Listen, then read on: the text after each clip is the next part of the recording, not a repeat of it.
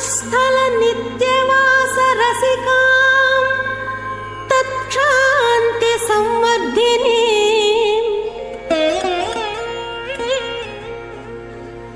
पद्मालंकृत पाणि पल्लवयुगां पद्मासनस्थां श्रियं वात्सल्यादि गुणोज्ज्वलां भगवती वन्दे जगन्मातरम्।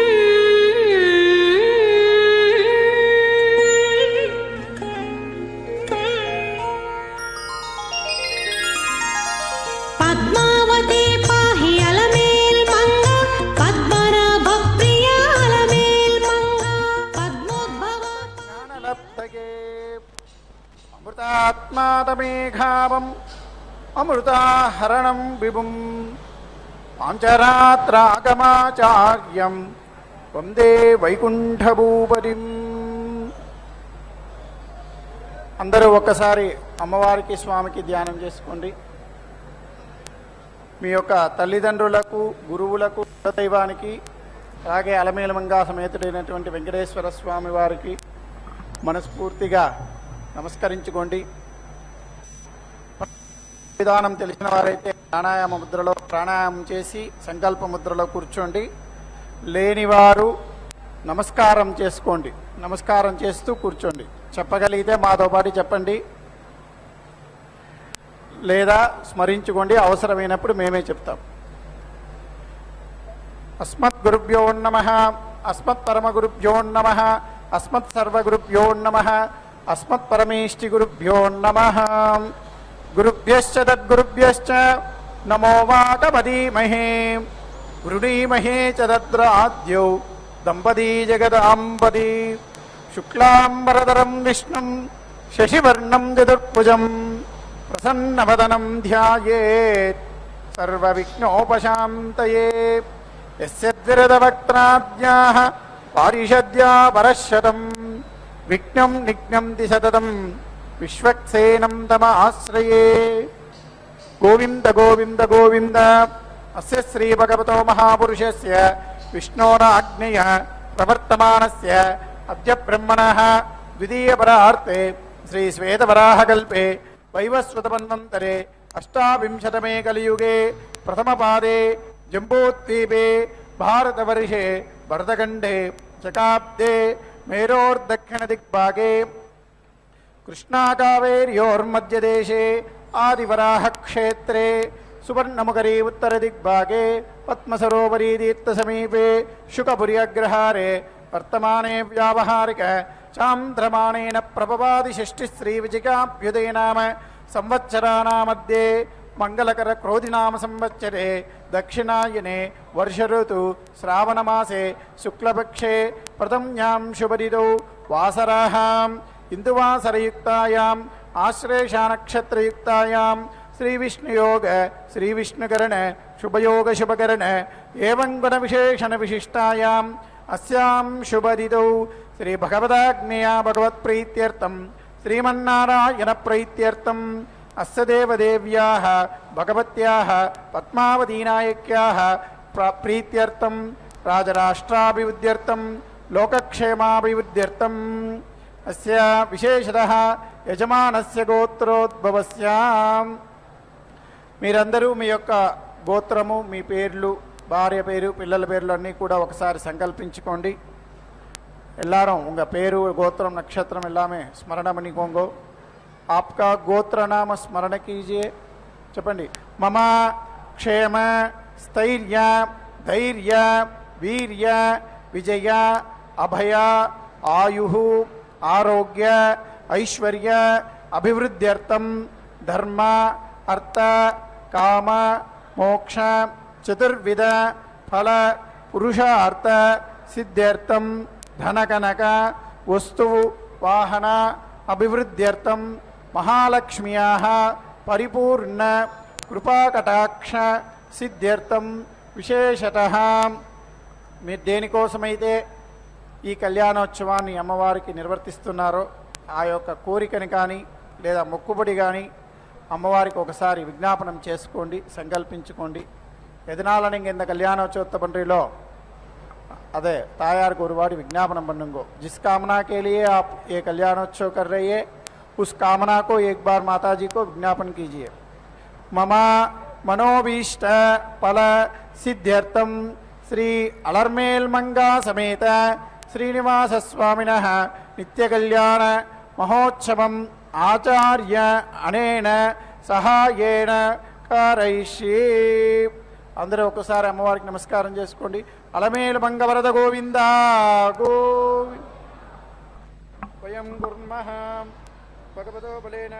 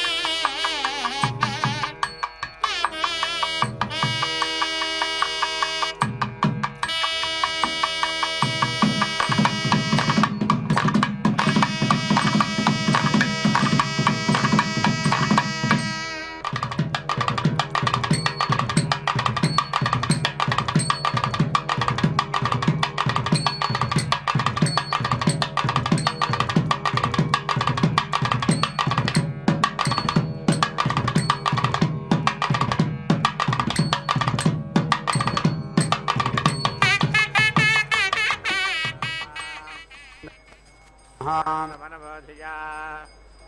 जातवेद पवित्रेण पुनाहिमा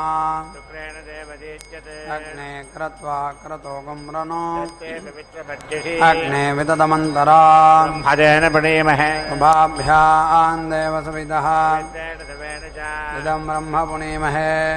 देवी प्रणीते विजागादे यस्यै बह्वी स्तनवो वेदपृष्ठाः यामनन्दसुधमाच्येषु वयज्ञस्यामपदयोरयीणाम् प्राणदहत्यभिर्मापनातो आतः प्राणेन शिरोमयो भोः वा पृथिवी वगजाभयोभिः तदावरेज्ञे मा पुनीता गन्धस्वविरत्रभिः परिशिष्टैर्देवमन्मभिः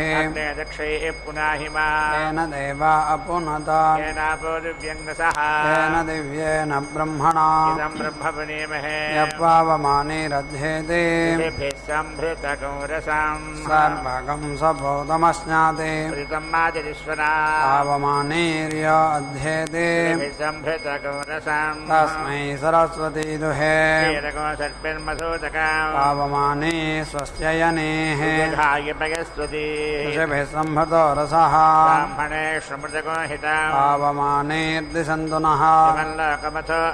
आमान् समर्थयन्तु नः देवैर्देवैः समाभृताः आवमाने स्वस्ययनेः घृतश्च्युतः ऋषभिः सम्भतो रसः ब्राह्मणे श्रमृतको हिताम् तेन देवा पवित्रेण आत्मानं पुनदे सदा तेन सहस्रधारेण पावमान्यः पुनन्तु राजापत्यम् पवित्रम् मात्यामको हिरण्मयम् तेन ब्रह्मविदो वयम् भूतं ब्रह्म पुनीमहे इन्द्रस्वनीति सह मा पुनादो स्वस्त्यावरुणः समीच्या नमो राजा प्रमृणाभिः पुनातु मा जातवेदामोर्जगञ्चा पुनातु भोद्भवस्वः संयोरावृणीमहे गातुं यज्ञाय गातुं यज्ञपतगे देवे स्वस्तिरस्तु नः मानुषेभ्यः ध्वञ्जिगातु भेषजम् सन्नो अस्तु द्विपदे सञ्चतुष्पदे ॐ शान्तिः शान्तिः शान्तिः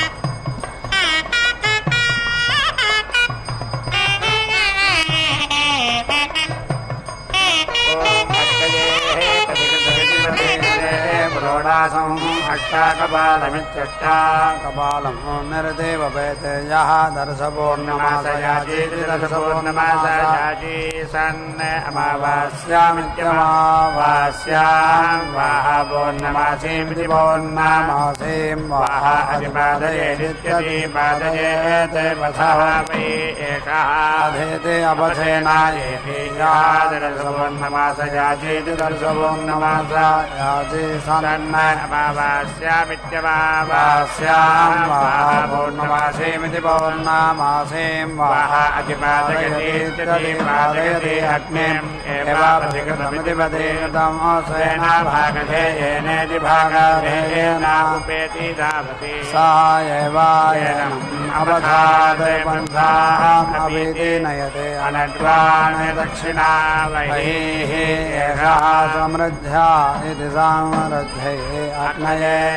व्रतपतज इति व्रतापतजेः प्रोढासम् अष्टाकपालमित्यष्टाकपालम् निर्देव वेदेयः आहिताग्निरित्याहिता अग्निः सन् औरत्याम् इवाचरेः ते अग्निम् एवावृतपतिमिति व्रतावतिम् स्वेन भागधेयेनेति भागधेयेन उपेते धावति सः एवायनम् व्रताम् एते लम्भयति वृत्याः भवति अग्नये रक्षोऽग्नैति रक्षः प्रोढासम् अष्टाकपालमित्यष्टाकपालम् निर्देव वेदेयम् रक्षाकं शीर्षचेरन् अग्निम् एव रक्षोहनमिति रक्षाहनमो स्वेन भागधेयेनेति भागाधेयेन उपेति धावति सः एव अस्मात् रक्षागंसि अवेति हन्ति निशितायामिति निशितायां निरति उपेति निशितायामिति निशितायाहं हि रक्षागंसि प्रेरत इति प्रेरते सम्प्रेरणानीति सम्प्रेरणानि एव येनानि हन्ति परिश्रित इति परिश्रिते याजयेते रक्षसाम् अनन्ववचारायेत्यननो अवचाराय रक्षोऽग्निः इति रक्षः याज्यानुवाक्ये इति याज्या अनुवाक्ये भवतः रक्षसाम् अपहते अग्नये रुद्रवत इति रुद्रावते प्रोणासम् अष्टाकपालमित्यष्टाकपालम् निरदेव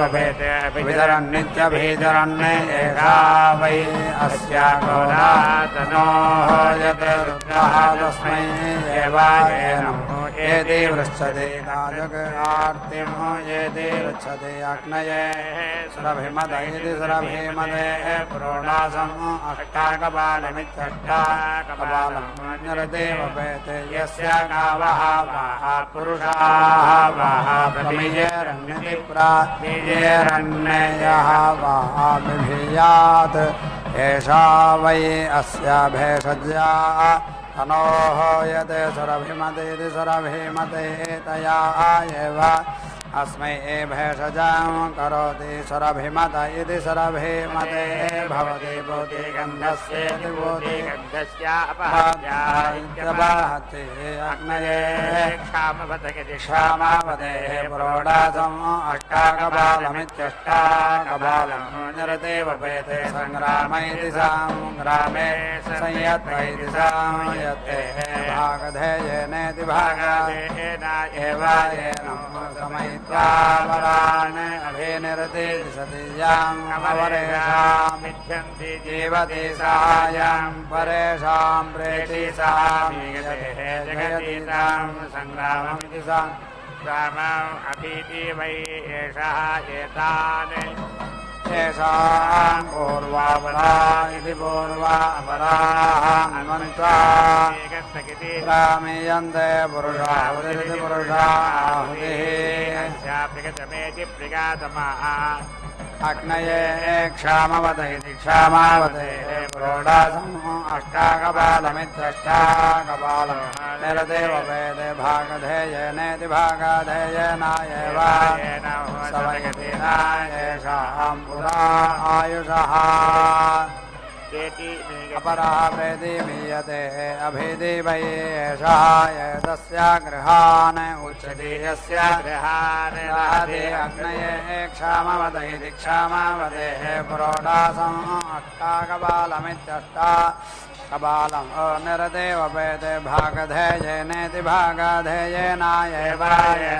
समयति न अस्य अपरम् गृहान् दहति अग्नये कामाय प्रोढासम् अष्टाकपालमित्यष्टाकपालम् निरतेव वेदे यां कामानावनमेदित्युपनमेत् अग्निम् एव कामम् स्वेन भागधेयेनेति भागधेयेन उपेति धावति सा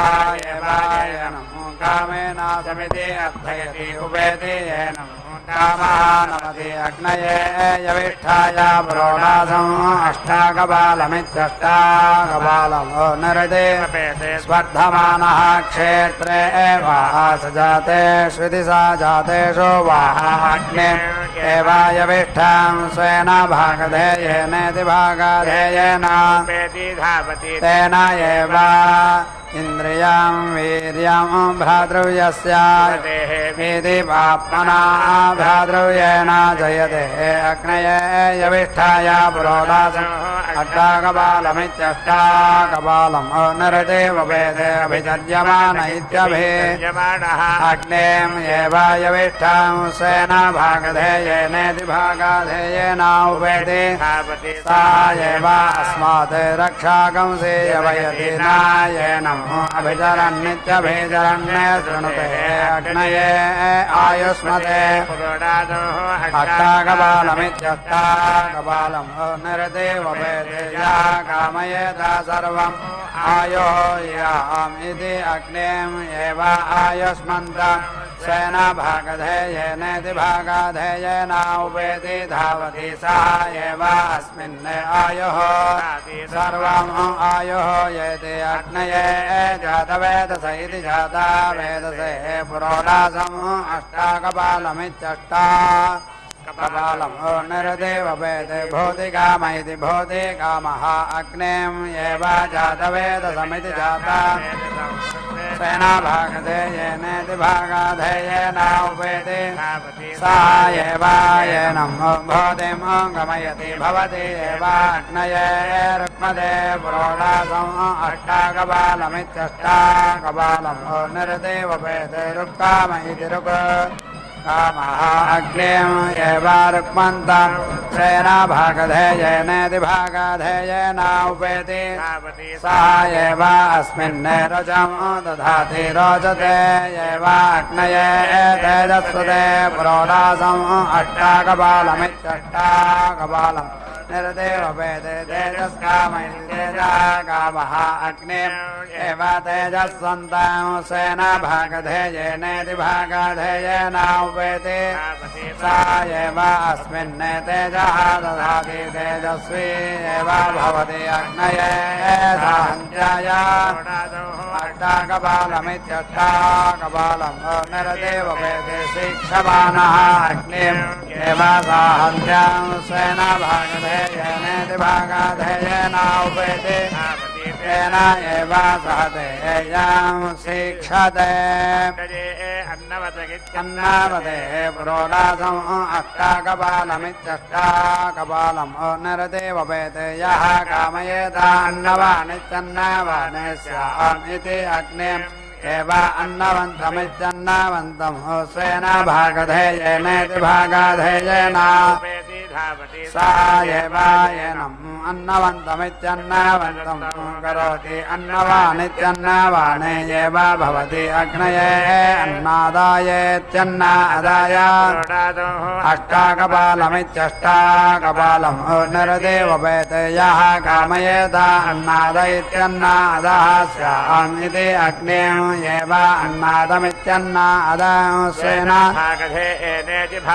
भागधेयेनाउपेति धावति सः एव येनम् अन्नादमित्यन्नादः करोति अन्नाद इत्यन्नादः एव भवति अग्नये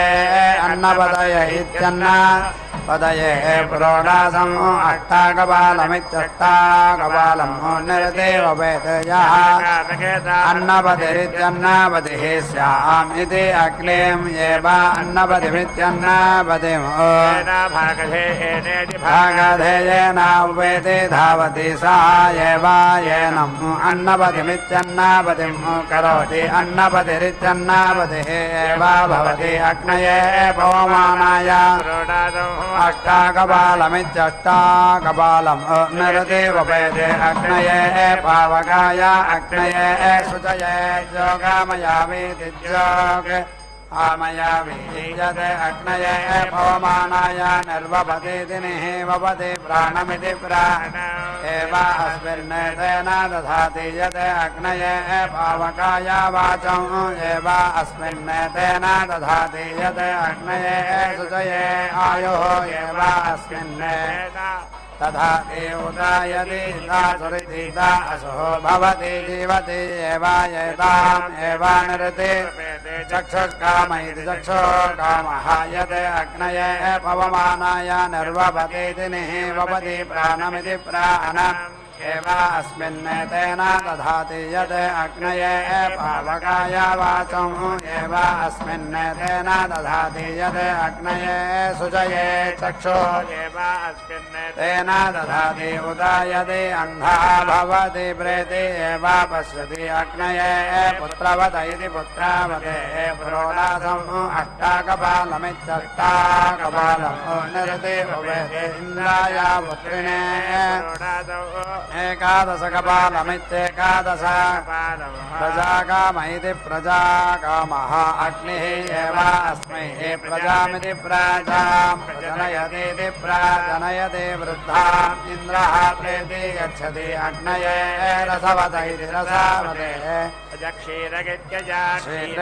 चरं निरदेव वेदेयः कामयेत रसवानिति रसवाने स्याम् इति अग्निम् एव रसवन्तमिति रसवन्तं करो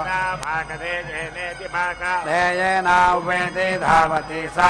एव येनं रसवन्तमिति रसवन्तं करोति रसवानिति रसवाने एव भवति अजक्षीर इत्यजक्षीरे भवति आग्नेयी वै एषा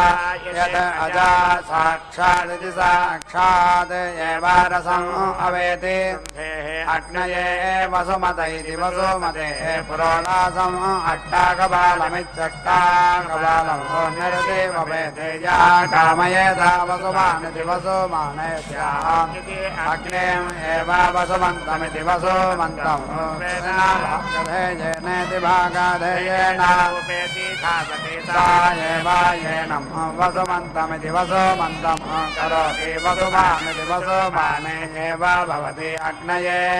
वाजसुत इति वाजासुते पुरोडासम् अष्टाकपालमित्यष्टाकपालम् निरते वपेते रामे संयत्त इति संयत्ते वाजं वै एषः सुशीर्षति यः सङ्ग्राममिति सङ्ग्रामं जिगीषति अग्निः खलु वै देवानां वाजसुदिति वाजासुत अग्निम् एव वाजसुतमिति वाजासुतं सेना भागधेयेनेति भागधेयेन धावति वाजं हन्ति वृद्धां जयतीताम् सङ्ग्राममिति सङ्ग्रामम् अथ इति अग्निः इव न प्रतिधृष इति प्रतिधृषे भवति अग्नये अग्निपदे प्रोडासम् अष्टाकपालमित्यष्टाकपालम् निरते वपेते यस्य अग्नौ अग्निम् अभ्युद्धरेयुरित्यभिउद्धरेयोः निर्दिष्टभागैः निर्दिष्टाः वै एतयोः अन्यः अनिर्दिष्टभाग इत्यनिर्दिष्टा अन्यः तौ सम्भवन्ताविति सम्भवन्तौ यजमानम् अभिसमिति भवतः सः ईश्वरः आर्तिम् आर्तोरित्या यत् अग्नये अग्निवद इत्यग्निवदे निर्वपदिति निः भागधेयेनेति भागधेयेन एव येनौ समयति न आर्तिम् येते रक्षति यजमानः अग्नये ज्योतिष्मदे प्रोडासम् कपालम् निरते वपेत् यस्य अग्निः उद्धृत इत्युद्धृतः अहुते अग्निहोत्र इत्यग्निहोत्रे उत्वायेदित्युत्वायेत् अपरः आदीप्येत्यादीप्य अनोद्धृत्य इत्यनो उद्धृत्यः इति आहुः तत् तथा न कार्यं यत् भागधेयमिति भागधेयम् पूर्वः उद्धृयत इत्युत्क्रियते किम् अपरः अभि उदिति क्रियेत इति तानि एव अवक्षानानि च वक्षानानि प्रथमं जज्ञे अग्निः स्वाद्योनेः अधीति जातवेदा इति जातवेदाः सः गायत्र्या दृष्टुभा जगत्या हव्यं वहतु प्रजानन्निति प्रजानन् इति छन्दोभिरिति छन्दाभिर्वायनम् स्वाद्योनेः एषा वावसः अग्निः इति आहुः ज्योतिः तु वै अस्य परापतितमिति परापतितम् इति यत् अग्नये निर्वपतीति निवपति यत् एव अस्य ज्योतिः परापतितमिति परापतितम् तत् एव अवेति रुन्धे वैश्वानरं द्वादशकपालमिति द्वादशकपालम् निरते वपेते वारुणम् चरम् दधिक्रावण्णैति दधिक्रावण्णे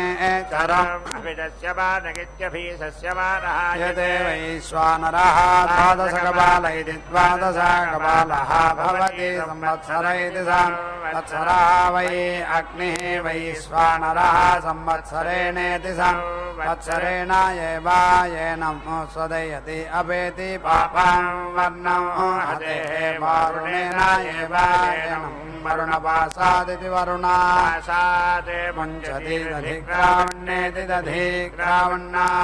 पुनाति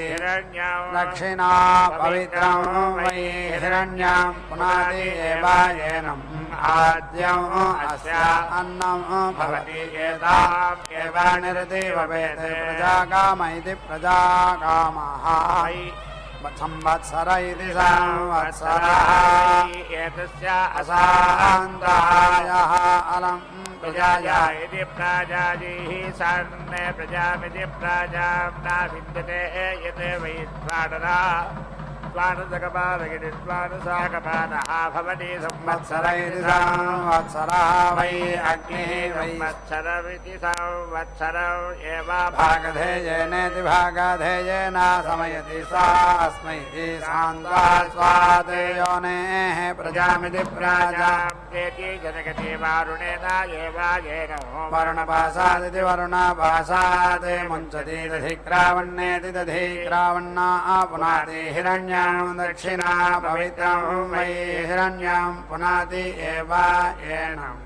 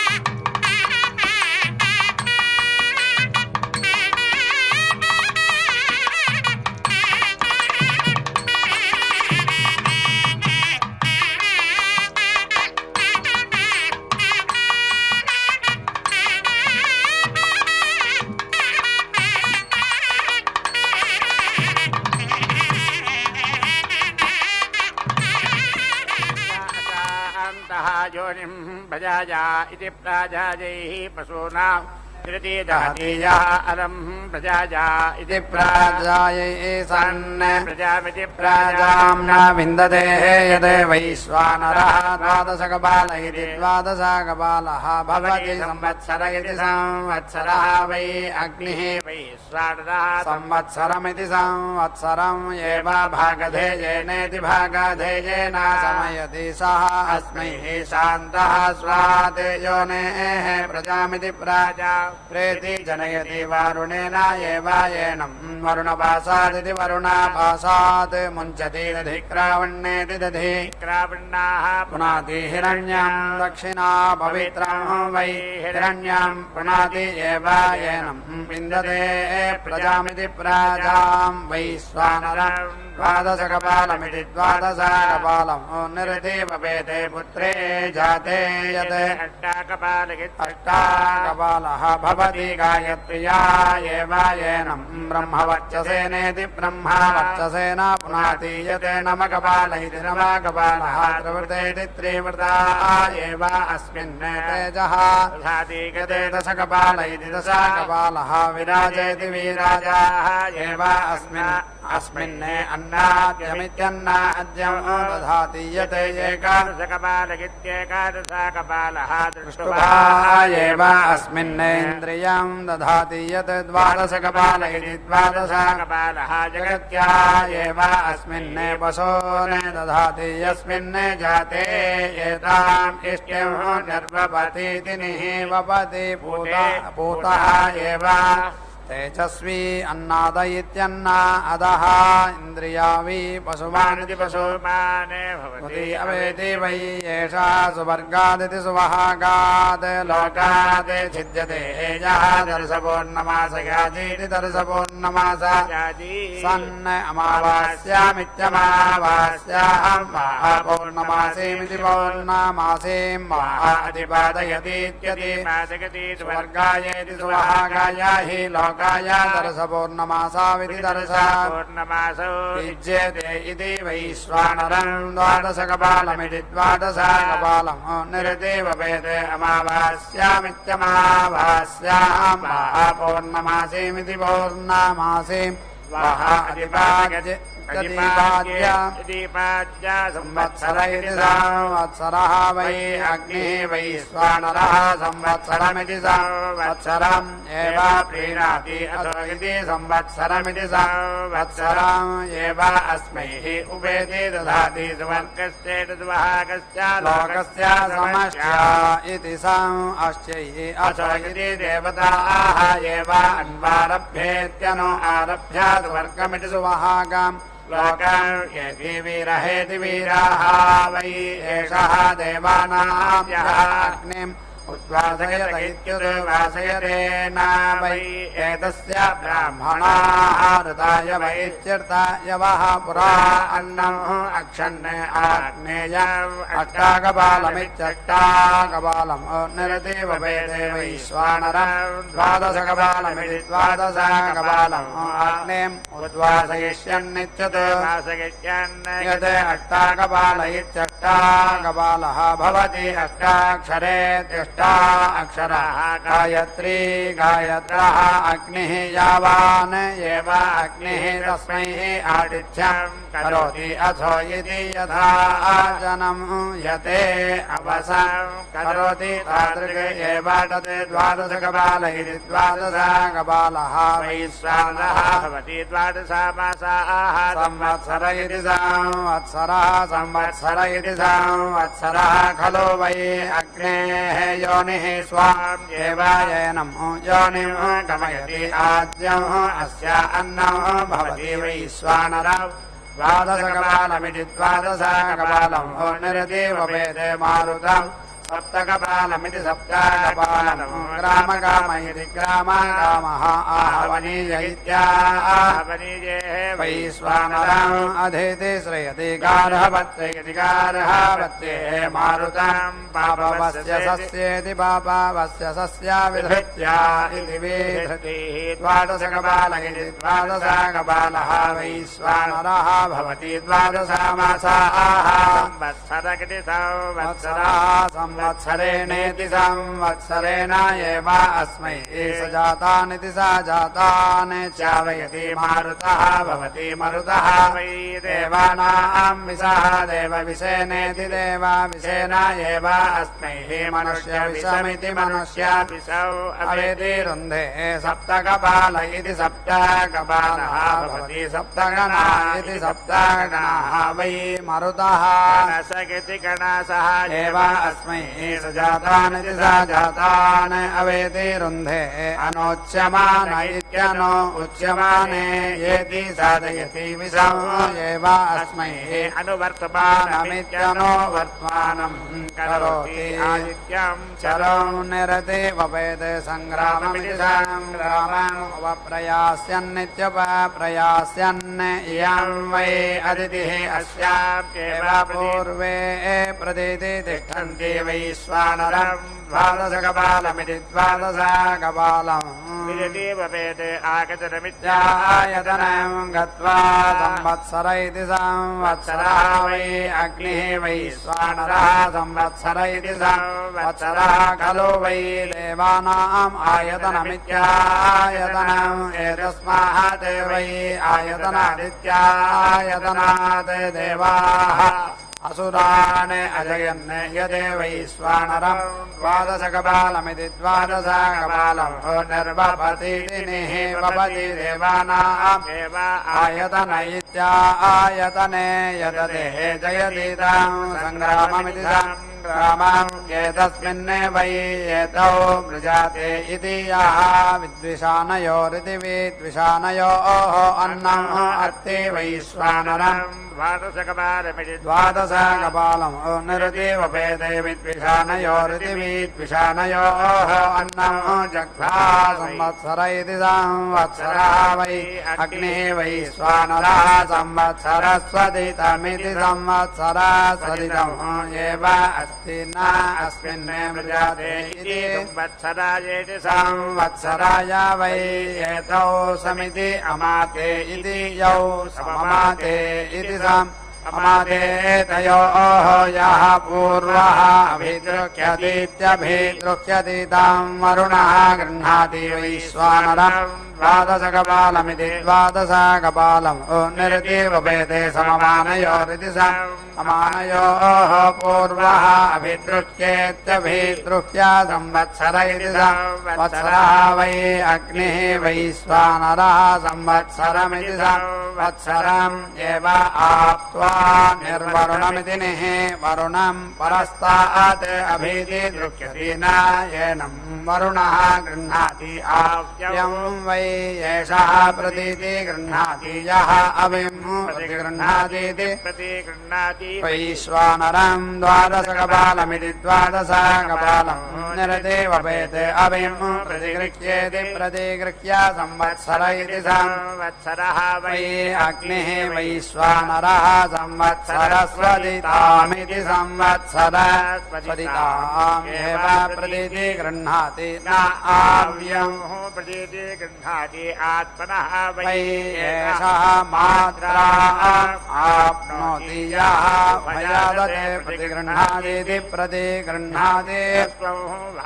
पुरुषं वा वैश्वानरम् द्वादशकपालमिति द्वादशकपालम् निरतिवपेते उभयादते संवत्सर इति संवत्सरः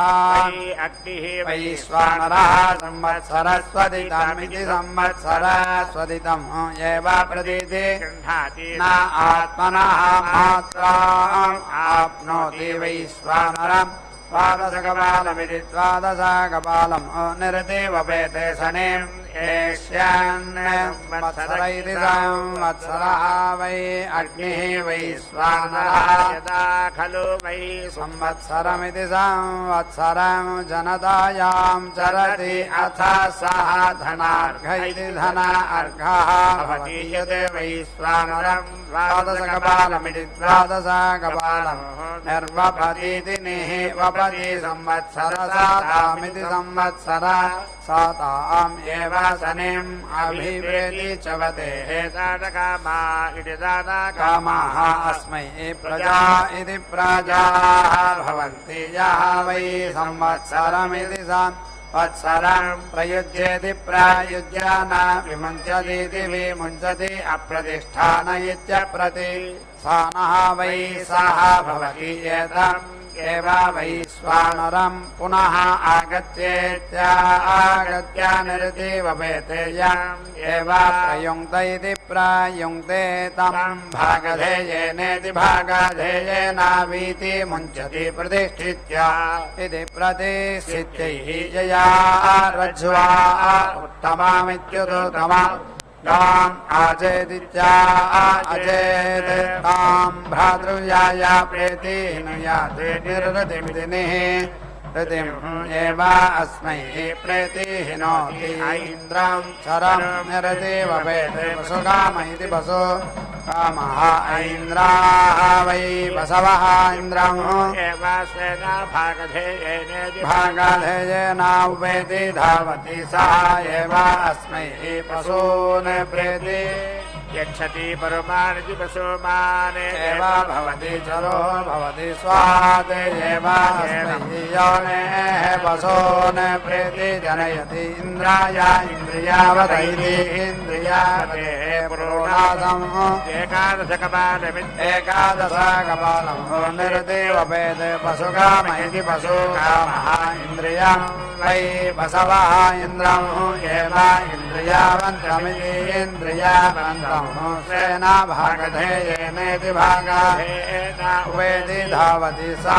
एव अस्मै इन्द्रियम् पशून् प्रेति यच्छति पशुमानिति पशुमान् एव भवति इन्द्राय घर्मवतैति धर्मावतेः पुरोणासम् एकादशकपालमित्येकादशकपालम् निरतिवपेते ब्रह्मवर्चसकाम इति ब्रह्मवर्चसा कामः ब्रह्मवर्चसमिति ब्रह्मवर्चसम् वै घर्मः इन्द्रम् एव घर्मवन्तमिति घर्मवन्तम् स्वेन भागधेयेनेति भागधेयेनावेति धावति सः एव अस्मिन् ब्रह्मवर्चसमिति ब्रह्मवर्चसम् तथा ते ब्रह्मवर्चसेति ब्रह्मवर्चसी एव भवति इन्द्राय अर्कवत इत्यर्कावतेः क्रोडासम् एकादशकपालमित्येकादशकपालम् निरतिवपेते अन्नकाम इत्यन्नकामः अर्कः वै देवानाम् अन्नम् इन्द्रम् एव अर्कवन्तमित्यर्कवन्तम्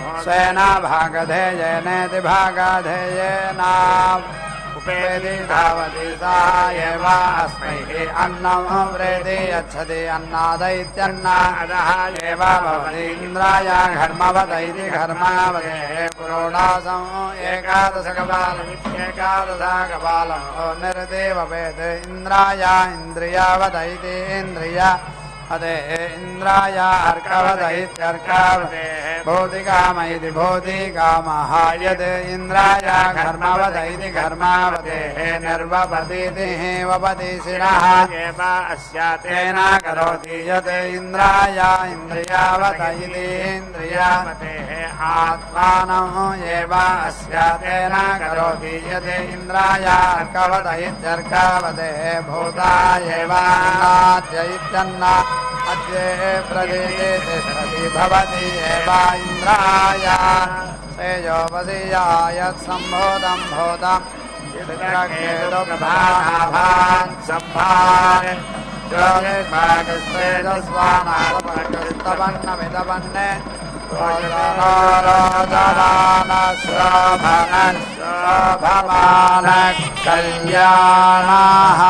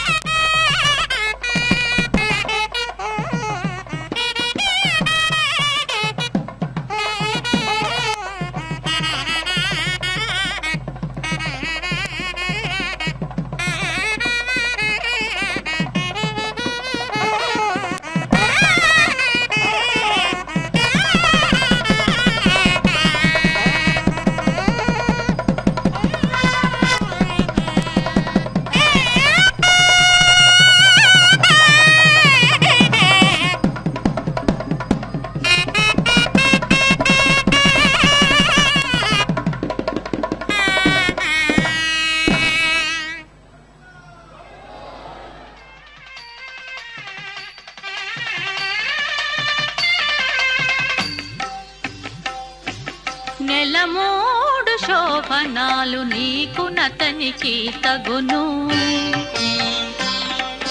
నెలమూడు శోభనాలు నీకు నతనికి తగును కలకాలము నిత్య కళ్యాణమమ్మ కళ్యాణమమ్మ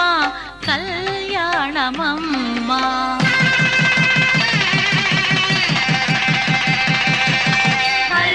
కళ్యాణమమ్మ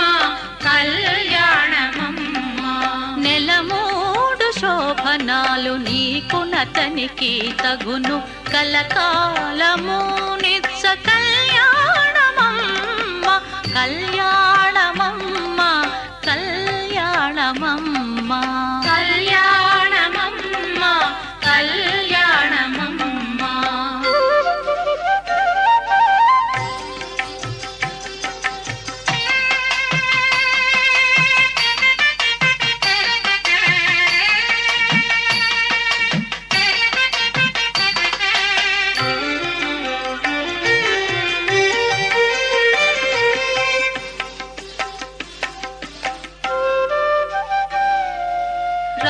రామనామమతనిది రామవు నీవైతేను చామన వర్ణమతడు చామవు నీవు రామనామమతనిది రామవు నీవైతేను చామన వర్ణమతడు చామవు నీవు వామనుడందురతని వామనయనవు నీవు వామనుడందురతని వామనయనవు నీవు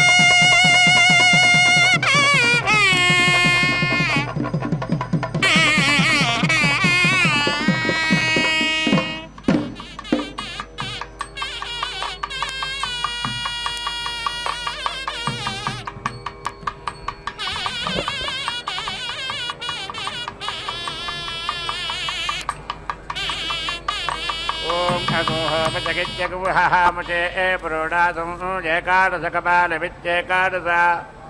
निरदेवपेते यः पाप्मनाः गृहीतः स्यात् पाप्मा वै अगुहः येवागुहमुचमित्यगुहमुचं स्वेना भागधेयेनेति भागाधेयेन उपेति धावति सः एवायेनं पाप्मनः अगुहतः मुञ्चति इन्द्राय प्रसाय पुरोडासं एकादशकपालमित्येकादशाकपालं निरदेवपेते यां रथः अभीति प्रवेपेरन्निति प्रवेपेरन् राष्ट्राणि वा अभीति समियुरिति इयोः इन्द्रं एवा वैमृधं स्वेन भागधेयेनेति भागाधेयेन उपेति धावति सः एव अस्मात् पृथापेति हन्ति इन्द्राय त्रात्रे एकादशकपालमित्येकादशाकपालं निरदेवपेते बद्धा वा पर्यत्त इति पर्यत्तः वा इन्द्रं एव त्रातारं स्वेन भागधेयेनेति भागाधेयेन उपेति धावति सः एवायेनं मुद्रायते इन्द्राय अर्काश्वमेधवत इत्यर्काश्वमेधावते पुरोडासं एकादशकपालमित्येकादशाकपालं निरदेवपेते यं महायज्ञ इति महायज्ञः न उपनमेदित्युपनमेते येते इति वै महायज्ञस्येति महायज्ञस्य अन्त्ये इति तनु इति यत् अर्काश्वमेधावित्यर्का अश्वमेधौ इन्द्रं एव अर्काश्वमेधवन्तमित्यर्काश्वमेधा पन्तं स्वेन भागधेयेनेति भागाधेयेन उपेति धावति सः एव अस्मै अन्ततः महायज्ञमिति महायज्ञं श्रावयति उपेति येनं महायज्ञ इति महायज्ञः नमति इन्द्राय अन्मृजव इत्यनो ऋजवे पुरोडासं एकादशकपालमित्येकादशाकपालं निरदेवपेते ग्रामगाम इति ग्रामगामः इन्द्रं एव अन्मृजमित्यनो ऋजौ स्वेन भागधेयेनेति भागाधेयेन उपेति धावति सः एव अस्मै सजातानिति सजातान् अनुकानित्यनुकान् करोति ग्रामे एव भवति इन्द्राण्यै क्षरं निरदेवपेते यस्य सेना असंसितेत्यसंसिताः इव स्यात् इन्द्राणी वै सेनायै देवता इन्द्राणीम् एव सेना भागधेयेनेति भागधेयेन उपेति धावति सा एव अस्य सेना समिति सति बल्बजान् अभिति इद्मे समिति नक्येते गौः यत्र अधिष्कन्नेत्यधिष्कन्नाः न्यमेहदिति नि अमेहते ततः बल्बजाः उदिति अधिष्ठन्ने गवाम् एव येनं न्यायमिति नि आयम् अभिनीयेत्यभिनीयगाः वेदयति इन्द्राय मन्युमत इति मन्युमते मनस्पते पुरोडासं एकादशकपालमित्येकादशाकपालं निरदेवपेते सङ्ग्राम इति संग्रामे संयत्त इति संयत्ते इन्द्रियेण वै मन्युना मनसा सङ्ग्राममिति सङ्ग्रामं जयति इन्द्रं एव मन्युमन्तमिति मन्योमन्तं मनस्वन्तं स्वेन भागधेयेनेति भागधेयेन उपेति धावति सः एव अस्मिन् इन्द्रियं मन्यं मनः ददाति जयति सङ्ग्रामम् दीक्षामतिरेचयति सप्ताहं प्रचरन्ति सप्तवीर्षण्या प्राणाः प्राणादीक्षा प्राणेरेव प्राणान् दीक्षावरुन्धे पूर्णाहुतिमुत्तमान् जुहोति सर्वं वै पूर्णाहुतिः सर्वमेवाप्नोति अथो इयं वै पूर्णाहुतिः सत्यमेव प्रतिष्ठति नारायणाय विद्महे वासुदेवाय तन्नो विष्णुप्रचोदयात् स्वाहा महादेव्यै च विद्महे विष्णुपत्न्यै च धीमहि